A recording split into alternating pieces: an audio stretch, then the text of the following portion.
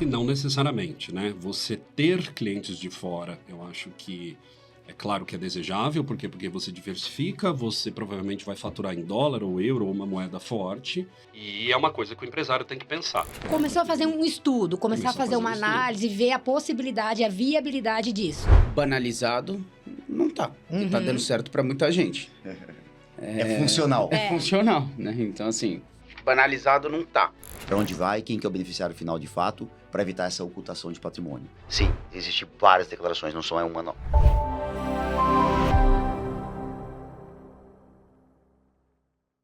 Olá, gente, tudo bem? Estamos aqui com mais um vídeo do nosso AroCast com o Gabriéis, Cristiano Aro, e vamos falar mais uma vez um pouquinho desse assunto, que é um assunto que está aí fervilhando, e principalmente falamos até, né, por conta da reforma tributária, eu acho que aguçou mais a curiosidade, e é um serviço aí que a Aro está dominando e ajudando também os nossos clientes, né?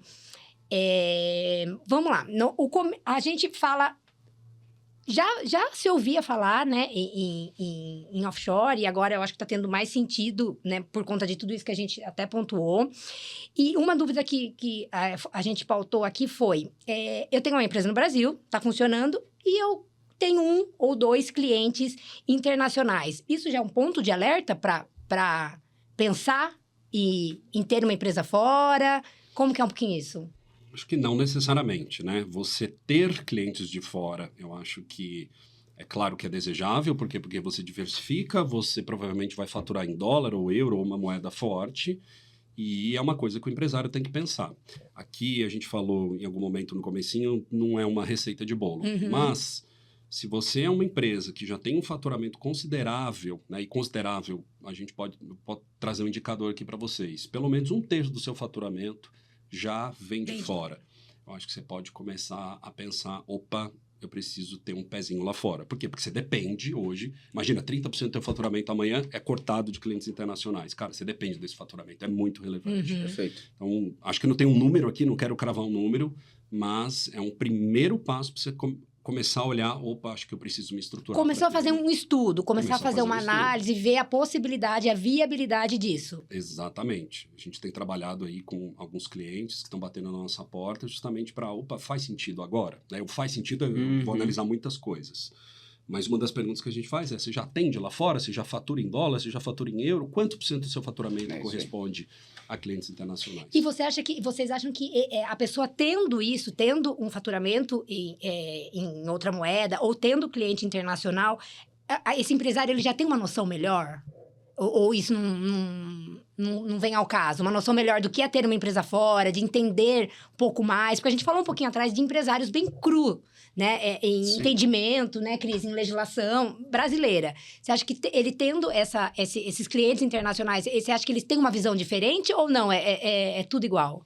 Eu acho que cada caso é um caso, mas já é um primeiro passo, né? Então, eu estou lidando ali com clientes internacionais, eu estou lidando com culturas diferentes, eu estou lidando ali com uma realidade fora do brasileiro do que eu estou acostumado. Como que eu mando uma nota fiscal lá para fora? A gente manda invoice. Qual que é o prazo de pagamento? Como é que esse cara precisa receber isso? Qual o sistema? Hoje, nosso financeiro eu vejo lá, né? Estava conversando com as meninas, elas têm que lançar notas fiscais, que são as invoices, de nada se comparam com as notas fiscais nossas aqui, em sistemas, os big sistemas aí do mundo. Porque se a gente não fizer isso, eu não recebo. Então, acho que assim, ter um cliente internacional requer isso, né? Eu tenho que me preparar para atender ele. Além do idioma, né? Porque eu vou me comunicar com ele, é claro. Mas eu acho que é um primeiro passo importante, né? Para essa longa tomada de decisão aí. E Cris, como nós falamos também sobre holding, que ficou tudo holding, o termo offshore... Não sei nem como eu falo pra Nome vocês. bonito, né? Ele já tá banalizado, ele tem um viés meio... eu tô querendo fazer algo diferente, ou como a gente falou, ou uma elisão fiscal.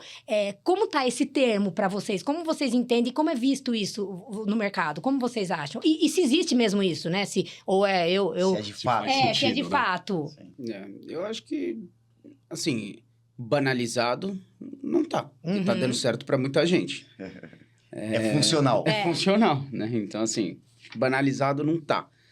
Mas eu penso que isso é um estigma do passado, né? Um legado que ficou marcado por, seja no Brasil, empresários ou, enfim, pessoas que caíram em algum processo de investigação Isso. e viram que essa era uma estrutura a qual deixava oculto algum tipo de patrimônio ou quem são os sócios ou qualquer coisa assim, que um veículo de investimento extremamente sólido, lícito, legal, foi confundido com um veículo de investimento, ou enfim, com uma estrutura para evasão. Ficou com uma né? má fama, vamos dizer assim, né? Então, assim, eu penso que é muito... Não sei nem se é juvenil a palavra, mas, assim, é muita falta de conhecimento de quem acha isso, Uhum. né? A gente tem N julgados, inclusive no Brasil, reconhecendo como um veículo totalmente funcional, factível, estruturas muito bem usadas, inclusive por órgãos de extrema relevância no nosso contexto. Então, assim, ter a offshore, ela pode sim ser extremamente vantajosa em N circunstâncias. Principalmente quando a gente está falando aqui de organização de patrimônio, de sucessão, de perpetuidade, de legado, de patrimônio. Agora, a questão é como você vai usar. Assim como você vai usar uma empresa no Brasil. Sim, sim. Né? Então, E pegando no gancho do que você está falando aqui, eu gosto de trabalhar um pouco com dados. Dados do Banco Central, tá? Todas as grandes multinacionais do Brasil, que operam no Brasil, que tem alguma operação no Brasil, então uma empresa grande lá de fora que tem aqui uma estrutura aqui no Brasil empresarial. Estou falando aqui de Unilever, eu estou falando aqui de Nestlés da vida, tá? Declararam para o Banco Central, porque elas têm essa obrigação, tem estruturas internacionais lá fora. Sim. Ou seja, já estou dando um exemplo que já é o checkmate. Uhum. Então, Isso aí. não tem absolutamente nada de Ilícito. ilícito. Muito pelo contrário, né? e assim, né, complementando, eu acho que uma diferença que tem que ser feita é o que é uma offshore e o que é uma onshore. Que até foi algo que a gente conversou muito aquele dia lá no café da manhã na Aro, né? Porque muita gente confunde esses dois termos e chama tudo de offshore. E não é tudo que é offshore, né? Então, uma coisa é falar offshore enquanto conceito, outra coisa é falar sobre regime de tributação favorecida, que está no Código Tributário Nacional, que está na Constituição Federal. Outra coisa é falar de uma empresa, de uma LLC em Delaware, na Flórida, em Wyoming, na Califórnia. Então, assim, é importante saber distinguir cada tipo de estrutura para ver o que faz mais sentido para a finalidade daquela pessoa. Então, como a gente falou aqui nos outros episódios que ficaram gravados, a gente vai falar de internacionalização da empresa, a gente vai falar de internacionalização de patrimônio, de dolarização. Então, a gente costuma sempre espremer muito o cliente, assim, no fundo do objetivo dele, para dar a melhor orientação. Por quê?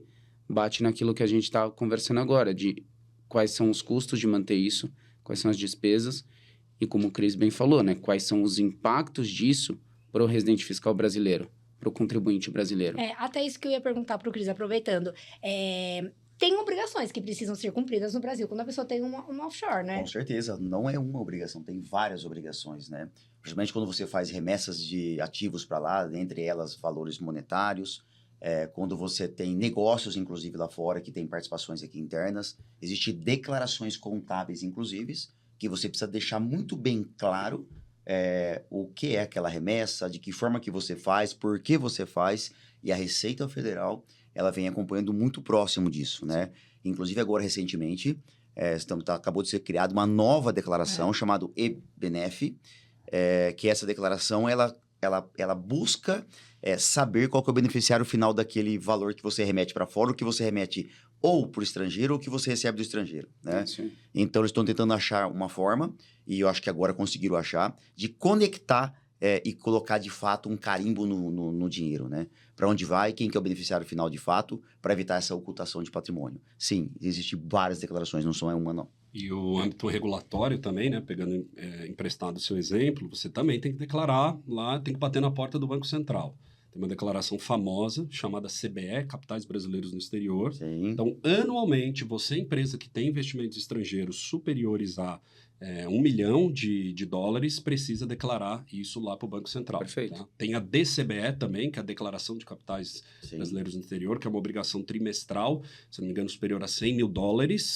Trimestralmente você também precisa declarar. Então isso é muito importante. E se você não declarar, você está Isso que eu- sujeito a multas. A multa, isso que Né? eu E ia multas falar. podem ser relevantes. Tem um risco se você não tiver com essa offshore estruturada, né? Ou mal utilizada, que são essas multas, né? Ou os questionamentos da Receita, do tipo, o que é isso, né?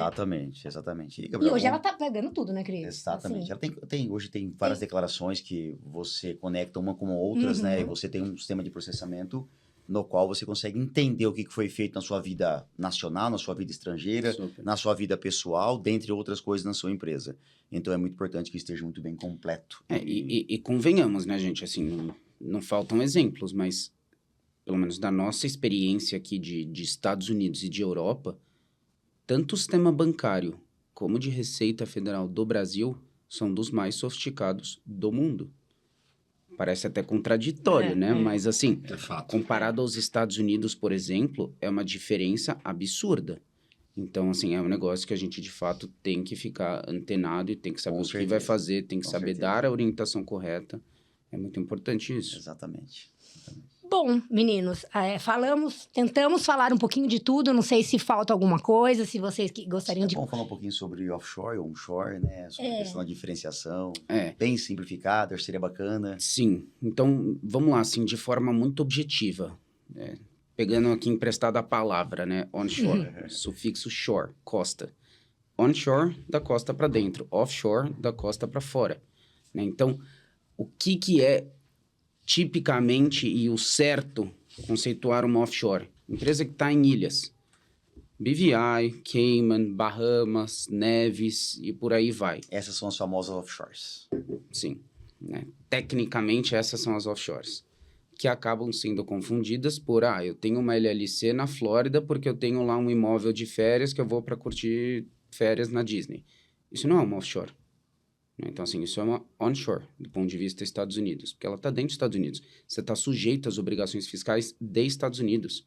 Você tem annual report, você tem franchise tax, você tem declaração de imposto de renda nos Estados Unidos, você tem que ter um agente de registro. Então, isso são obrigações que você precisa adquirir com relação aos Estados Unidos, tanto a nível federal quanto a nível estadual. A offshore, BVI, por exemplo, você não está reportando para os Estados Unidos. Você está reportando para o governo de BVI. Então, você tem um economic substance, você tem um annual report, você tem outros formulários. Para cada tipo de operação, determinada estrutura pode ser mais indicada. Né? Então, vamos internacionalizar uma empresa, né? Que ela vai ser uma empresa operacional, ela vai ter funcionário, ela vai confeccionar trailers, varas de pesca, qualquer coisa assim. Eu preciso ter funcionário que vai fazer isso. Eles vão estar debaixo de uma estrutura operacional. Faz sentido eu ter uma BVI como uma operacional? Não sei, eu nunca vi. Costuma ser usado como um veículo de investimento para deter ativos financeiros pessoais. Tem gente que coloca imóvel embaixo de offshore? Tem. Mas aí, de novo, é conforme o caso. Então, assim, estou olhando para uma perspectiva de empresa, né, de holding operacional. Talvez faça mais sentido a gente pensar em uma estrutura dentro dos Estados Unidos, ou enfim, alguma outra jurisdição, mas que tenha uma reputação bancária, que você consiga pegar um crédito, que você consiga ter, enfim, uma estrutura de governança. Então, é muito importante fazer essa distinção, né?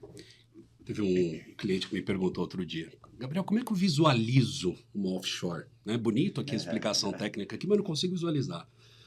Cara, acho que eu não recebi essa pergunta, mas eu visualizo para você. É um lugar lindo, maravilhoso, só tem mar, barco e empresa. Tá? Tô falando aqui do BVI, Ilhas Virgens Britânicas, tô falando das Ilhas Caimã, tô falando de Bahamas. Cara, só tem mar, barco e empresa. Exatamente. Isso é uma offshore. Isso é offshore. Ele queria ter a imagem na cabeça dele do que é. Tipo, como é que eu visualizo? Uma boa explicação. Até aproveitando que nós falamos de ter, né, constituir uma offshore e e não tomar os devidos cuidados. Tivemos recentemente uma cliente que falou, eu tenho uma offshore. Eu falei, vê como tá o offshore dessa cliente, Gabriel. Aí o Gabriel falou, Maria Laura, não tem mais. Né? O que aconteceu? Nesse caso prático, ela constituiu uma offshore, né? Lá, nem sei onde é, a Gabriela. E aí acho que era em Delaware. Eu acho que ela não pagou as taxas, como... Assim, o que acontece? Sempre que você monta uma empresa fora, você vai precisar bater na nossa porta aqui e a gente vai, né? Por exemplo, nós operamos como agente de registro na Flórida. A gente precisa contratar um agente de registro em Delaware, né? E aí temos, né, um parceiro aqui nosso em comum e ele vai ser o custodiante dessa empresa. Qual que é a obrigação desse cara, desse escritório? Anualmente falar, cliente, você precisa pagar o franchise tax ou o annual report dessa empresa. O que é isso? É uma taxa de renovação da empresa. Que é anual, né, essa taxa? Que é anual. Para informar para o governo, a empresa está em good standing, a empresa está ativa, a empresa está funcional, operando. Qual que é o prejuízo de não pagar? O Estado resolve para você. Então, eles vão strike off a empresa. Eles vão automaticamente desligar a tua empresa. Então, o que aconteceu no caso dessa nossa cliente? O agente de registro ou o escritório no Brasil que ela procurou, não sei quem que foi aí no meio, mas a informação sobre pagar o franchise tax não chegou até o cliente. 3 anos depois... e para gravar ela tinha um registro de marca e patente em cima disso. Ela registrou a marca dela. Então, para completar o que aconteceu, 3 ou 2 anos depois, quando ela foi, enfim, fazer alguma operação com o produto, levantar ali as fichas cadastrais, ela falou, mas a empresa está dissolvida. Eu falei, vamos então entender o porquê que ela está dissolvida. E aí a gente viu que não foi pago franchise tax pelos últimos 3 anos. E aí, o que você faz agora? Tem que abrir uma nova. Não tem o que fazer. Não tem como reaver. É como se fosse baixar o CNPJ aqui no Brasil. Não tem mais... Solver, né? Como é que fala? Baixar, você até tem como ressurgir ela, que como não vale reacordar. A pena, porque é custo não vale a pena, altíssimo. porque o que acontece? Eles vão somando e vai acumulando juros e multas sobre o principal e fica um valor inviável de ser pago.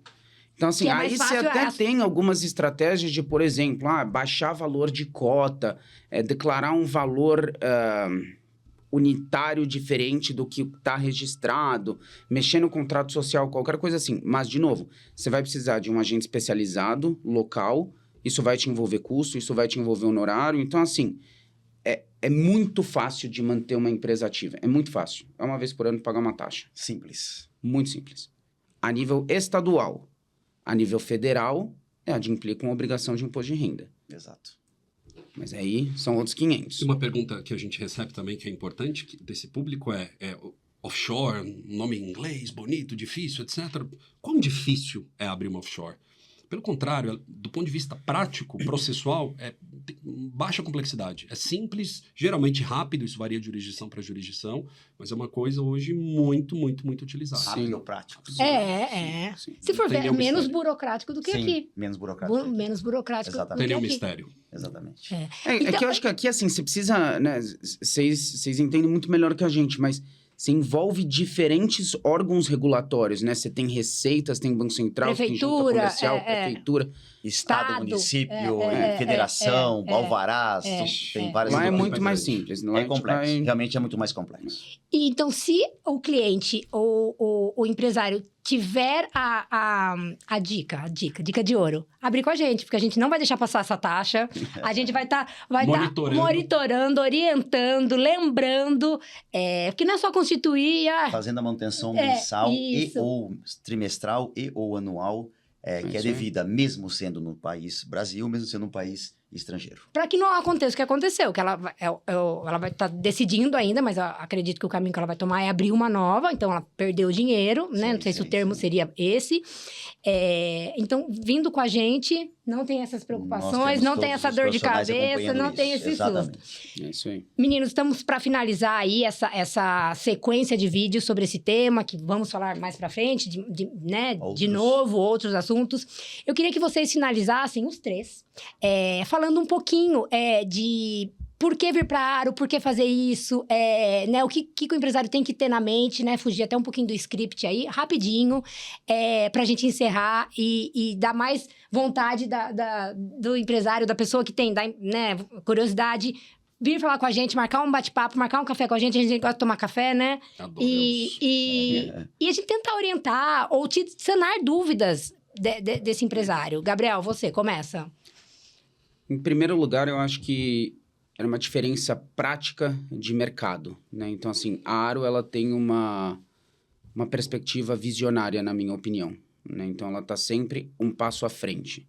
Desde quando eu te conheci, né? E recentemente conheci o Cristiano, é até algo que a gente comenta, né, dentro do escritório. Fala assim, nossa, nós não conhecemos um escritório de contabilidade ou de soluções empresariais que esteja tão antenado às modificações de mercado, modificações legislativas e pensando em prol do cliente, né? Então, assim, muitas vezes a gente tem que pensar pelo cliente, algo que ele nem nos pediu. Uhum. Então, assim, para nós, isso combina muito com a nossa tese do trust, né? Ou seja, o cliente, ele confia na gente. Uhum. Para nós, ter como parceiros a Aro diz muito sobre quem somos nós e quem a gente quer do nosso lado. Uhum. Então, assim, acima de tudo, eu acho que é uma competência técnica. Acima de tudo, é uma competência e um relacionamento de confiança. E a humildade, né, de saber até onde a gente vai, até onde a Aro vai, quando a Aro precisa envolver alguém, quando a Aro assume. Que isso, na minha opinião, está escasso e está em falta no mercado, né? Todo mundo gosta ou fala que sabe tudo para não perder o cliente, para se monetizar, para faturar, só que lá no final do dia acaba comprometendo o cliente. Sim. E eu acho que aqui existe em comum uma humildade em saber reconhecer qual é o nosso limite. E não tem problema em não saber, ou não tem problema em errar, né? A grande diferença que eu vejo na Aro, pelos nossos clientes em comum, pelas nossas conversas, pelos nossos almoços, é sempre em cima disso, né? Então, cara, tá tudo bem, eu vou buscar uma alternativa. Eu não sei te responder agora, mas deixa eu pesquisar e eu te trago. Exato. Isso, para nós, tem muito valor. Muito mais valor do que dar uma resposta de bate-pronto que esteja errada. Então, eu indico, né? Nós indicamos para os nossos clientes de olhos fechados, nós confiamos a nível pessoal e, acima de tudo, agradecemos pela parceria que foi consolidada, que foi construída e agora está decolando. Exato. Isso aí. Eu me sinto cada vez mais muito à vontade para falar. A gente está super se relacionando agora, trocando, né, experiências, clientes, desejos, interesses, enfim. E eu estou vendo duas coisas muito bacanas aqui nessa parceria vindo de vocês. Acho que a primeira que preciso destacar é história, né? O Grupo Aro hoje é um grupo que tem história, né? Então, vocês já estão aí dentro de um mercado há anos e anos, já sentindo a dor do cliente, do empresariado brasileiro. E aí eu vou entrar na segunda, que é a metodologia, né? E aqui a gente casou muito, pegando na mão do cliente, entendendo a necessidade do cliente. Eu vejo hoje muitos prestadores de serviços que sabem muito do serviço do cara. O cara é bom. Tecnicamente, o cara manja muito. Só que ele não consegue entender a dor do cliente. Exato. O cliente não precisa daquilo. E tem muito isso no mercado. E aí o meu ego, eu tenho experiência para falar, cara, você tá errado. Aqui tá um perigo muito grande. E eu senti o contrário, né? Positivamente falando, um respaldo muito grande de vocês, né? Vocês têm esse perfil. Nós fomos lá conhecer o escritório fazendo um café da manhã lá na sede do Grupo Aro. Escritório maravilhoso, fomos extremamente bem recebidos, pessoal muito atencioso, né? Muito organizado em departamentos. Então, acho que isso é o que o cliente precisa, né? Hoje nós aqui como uma boutique, né, uma empresa, uma consultoria menor, valorizamos muito isso, porque é o nosso modus operandi também, Sim, né? com Com o cliente. certeza. Eu quero essa proximidade, eu quero ouvir a dor do cliente, eu quero pegar na mão dele, vem comigo que eu vou te ajudar. Pode ser que eu não tenha todas as respostas, mas como o Gabriel falou, eu sou o trust. Vem comigo. Às vezes eu vou ter que ligar para a Aro me dar uma orientação contábil, fiscal, etc. Mas eu vou te ajudar, vou resolver seu problema. Uma coisa interessante, desde o início, eu vejo em você também, depois eu vou passar a palavra para o Cristiano, qualquer coisa que eu falo para o Gabriel, ele fala, marca uma reunião com o cliente. Marca uma reunião com... Eu falo, mas Gabriel, marca uma reunião com o cliente. Perfeito. Porque ele quer entender, ele acha que marcando a reunião, estando frente a frente, ele vai conseguir entender o que realmente aquele cliente precisa. E a gente é assim, né, Cris? Com certeza, essa é a ideologia da Aro, sempre foi conceito, sempre foi um escritório, como vocês muito bem dizem, de boutique, né? que a gente procura sempre trazer soluções empresariais para o nosso cliente. Não adianta eu entregar para ele um balanço e eu ter N problemas muitas vezes no balanço e não dar uma solução para ele. Não adianta entregar um imposto muito alto para ele, sendo que aquilo está muito fora do custo do produto dele. Não adianta a gente ter uma folha muito inchada, o INSS muito alto muitas vezes, e o cliente não comportar aquilo no bolso. Então, nós somos sim um escritório de soluções empresariais. Eu digo para todos os nossos clientes, como vocês muito bem disseram, e por fim, muitas vezes a gente não tem a solução imediata. Mas nós teremos a solução para você, seja ela agora ou depois, e com tempo muitas vezes ágil e rápido. Porque no Brasil, você tem que ser muito rápido, muitas vezes, com as suas expectativas e com o seu tipo de negócio com a sua empresa.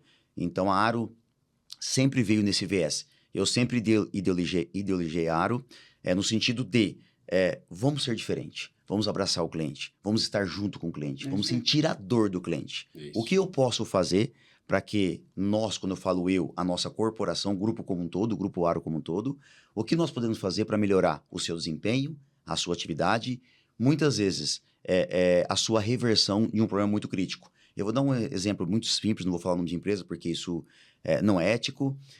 Nós temos uma empresa que atende em Minas, uma empresa de grande porte, que eu estava lá, inclusive, que nós estamos com eles há 1 ano e meio.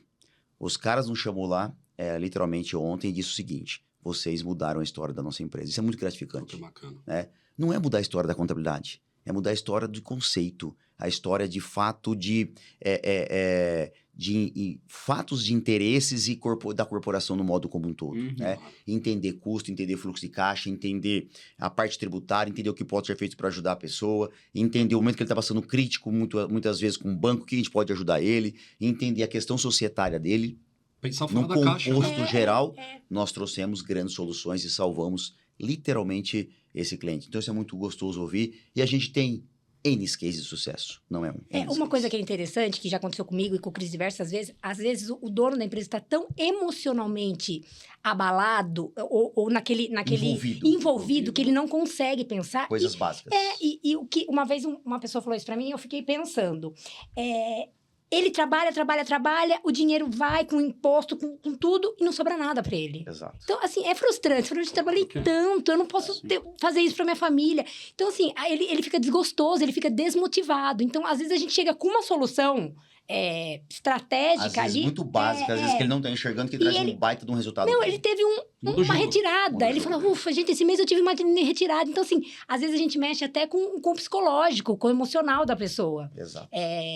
E exatamente com essa proximidade que a gente tem, é gostoso ver isso, de entender. Porque eu não tô jogando número pra ele, eu falo, não, é isso que você tem que pagar mesmo, tá? Mas eu não tenho dinheiro pra pagar. Então vai ficar devendo. Solução. Então depois faz um parcelamento. Acho que no final do caso, todos nós brincamos somos no jargão. terapeutas. No jargão coloquial que só não existe jeito pra morte. Né? Então, o resto tem formas, jeitos de ajudar e fazer a coisa acontecer de uma forma que seja confortável a todos os clientes. É isso aí. Então é isso, acho que falamos um pouquinho de tudo. Tem obrigado. muita coisa pela frente ainda. Com certeza. Se você gostou, se inscreva no nosso canal, curte esses vídeos e vamos ter mais vídeos, né, pela frente aí, falando desses assuntos, de outros assuntos.